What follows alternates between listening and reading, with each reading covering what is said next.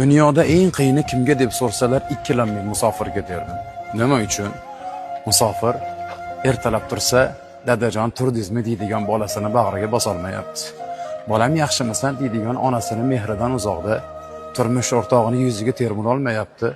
Ishdan charchab kelganda ham ichaman desa issiq ovqati yo'q. Eng qiyini shundaki, musofirda xasta bo'lishlikka ham haqqi yo'q.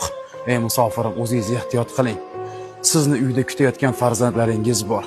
Yorim keladi deb tunlarni bedor o'tkazayotgan ayolingiz bor va sizni yuzingizga bir bora boqishlikka muhtoj bo'lib turgan onajoningiz bor va sizni haqqingizga duo qilib turgan biz bormiz. Musofir bo'lish qiyin.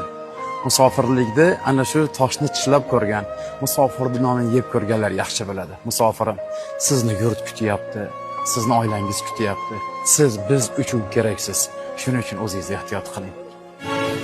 Uzoqlarda yurganlar, baxt va omadini izlaganlar, o'z xalqidan uzoq bo'lganlar, musofir nomin yeganlar.